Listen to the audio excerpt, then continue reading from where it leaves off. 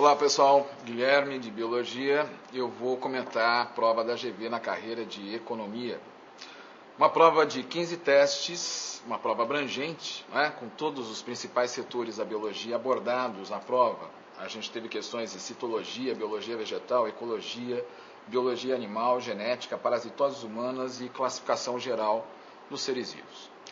Certamente o aluno ficou cansado na hora de fazer essa prova, porque era uma prova bastante exigente do ponto de vista conceitual. Os conceitos eram abordados de uma maneira bastante profunda, né, para a referência de ensino médio. E muitas questões trazendo textos, né, atuais, que saíram recentemente na mídia, sobre temas um tanto quanto polêmicos, inclusive. Né? Alternativas, várias alternativas plausíveis, o aluno teria que ler atentamente as alternativas para poder escolher a melhor delas. Né? Eu destaquei aqui 3 dessas questões que eu acho que vão gerar alguma polêmica. Primeiramente, a questão 130, que fala sobre aquela questão da extinção de várias espécies de anfíbios localizados em várias localidades do mundo, e traz uma relação entre a extinção dessas espécies e uma micose causada por um fungo. Esse texto saiu, essa pesquisa existe, mas não há ainda uma boa descrição entre a relação dessa micose e a possível extinção das espécies, ou até mesmo redução de populações de espécies. Em todo caso, o texto pede o seguinte: que você escolha as afirmativas que ele faz, que justifiquem melhor o pedido de verba para pesquisa. Né? Como é que essa pesquisa poderia ajudar a resolver o problema dos anfíbios? A primeira afirmativa fala que os anfíbios fazem parte de inúmeras cadeias alimentares que mantêm o equilíbrio do ecossistema. A extinção de muitas de suas espécies traria descontrole às populações de organismos que lhes servem de presa ou que lhes são predadores. Uma alternativa absolutamente plausível, né? É justamente isso que acontece. Os anfíbios são importantes, né, nas suas relações ecológicas, uma vez que são predadores de várias espécies de insetos e são predados por várias outras espécies. Então, a sua redução populacional, a sua própria extinção, causaria muitos prejuízos ecológicos. Né? A segunda afirmativa fala que muitas espécies de anfíbios ainda não totalmente conhecidas poderiam ser de grande interesse farmacológico. As secreções de algumas dessas espécies poderiam apresentar propriedades terapêuticas. Esse é um problema sério. Toda vez que você extingue espécies, você está, na verdade, perdendo uma possível fonte de recursos de pesquisa, né? Fontes de moléculas que podem se traduzir em terapêuticas importantes. Né?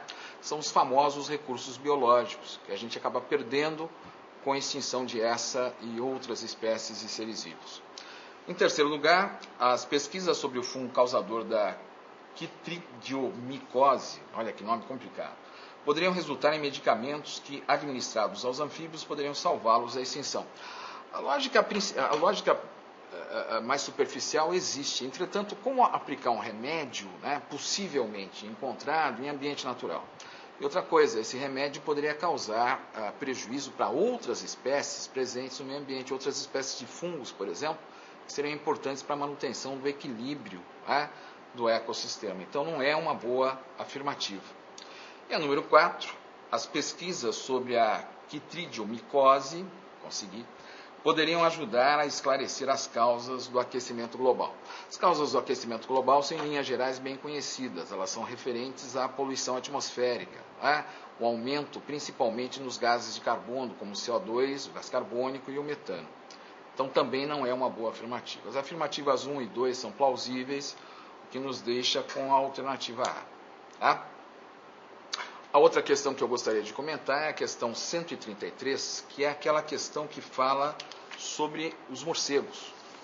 Na cidade de Botucatu foram encontrados 2 espécimes de 2 espécies diferentes de morcegos contaminados com o vírus da raiva. Né? Uma espécie de morcego frugívoro, que se alimenta de frutas, e uma outra de uma espécie insetívora, que se alimenta de insetos. Tá? Agora, a questão pede, das alternativas oferecidas, qual seria a melhor medida para evitar que a raiva encontrada nesses morcegos se alastre para a população humana. Ora, a gente sabe que a raiva é transmitida principalmente através da mordida, né, pelo elemento saliva, né, de animais que mordem as pessoas. Né? Os animais normalmente domésticos, que são por sua vez mordidos por animais silvestres, acabam então fazendo a ponte, né, entre os silvestres e o homem. Agora, como essas espécies de morcego, elas não têm o hábito de morder, né, outros animais, a população estaria segura? Bom, aí entra uma série de informações que não são disponíveis, né, para as pessoas em geral. Os morcegos, eles são seres gregários, durante o dia eles se agrupam em cavernas. Nessas cavernas, várias espécies interagem ali. Eles têm então o hábito de se lamber, né, durante a noite, tá? Inclusive um hábito interespécies, entre espécies diferentes. E a partir desse hábito, há contato de saliva entre indivíduos diferentes, o que pode passar então o vírus das espécies frugívoras, insetívoras, para aquelas espécies hematófagas, que têm o hábito de se alimentar de sangue, que podem morder animais, inclusive animais domésticos. Com essa transmissão, então, os morcegos hematófagos, passam a doença para os animais domésticos, que por sua vez podem passar para a população humana. Então existem certas medidas de controle, né, desse potencial de hidrofobia que são bem conhecidas. Né?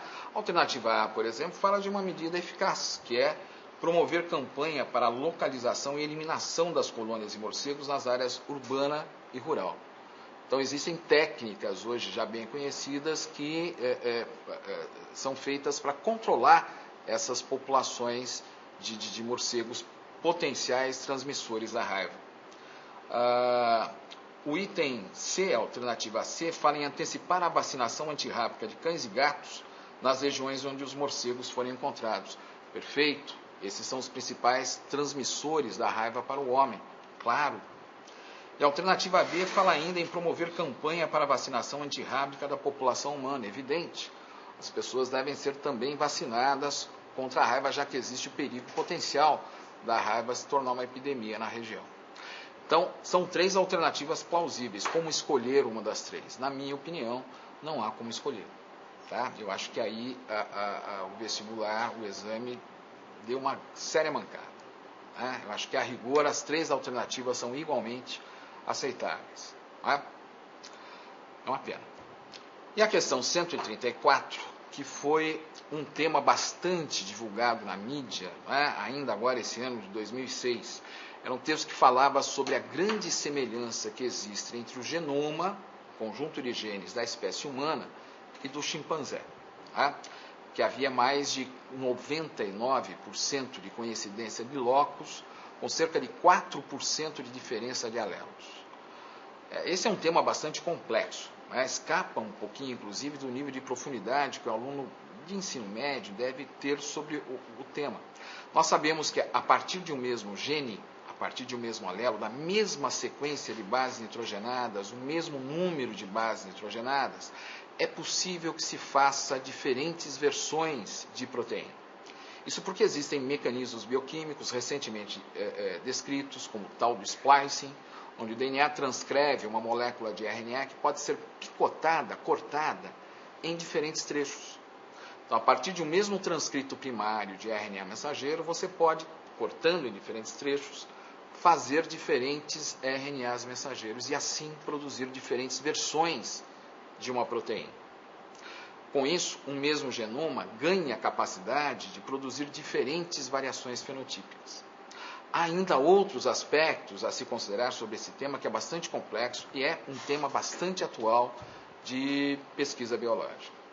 Então, a alternativa que, diante, à luz dessas novas pesquisas, nos parece a melhor, é que justamente a expressão diferenciada dos genes, os mesmos genes com expressão diferenciada, seria a causa dessas diferenças fenotípicas de espécies que têm genomas muito semelhantes. Provavelmente é uma questão que também vai causar polêmica. Então, apesar do nível de dificuldade da prova, eu espero que vocês tenham se saído muito bem, né? E vê-los na faculdade, na GV, o ano que vem, ok? Um abraço, gente, até mais.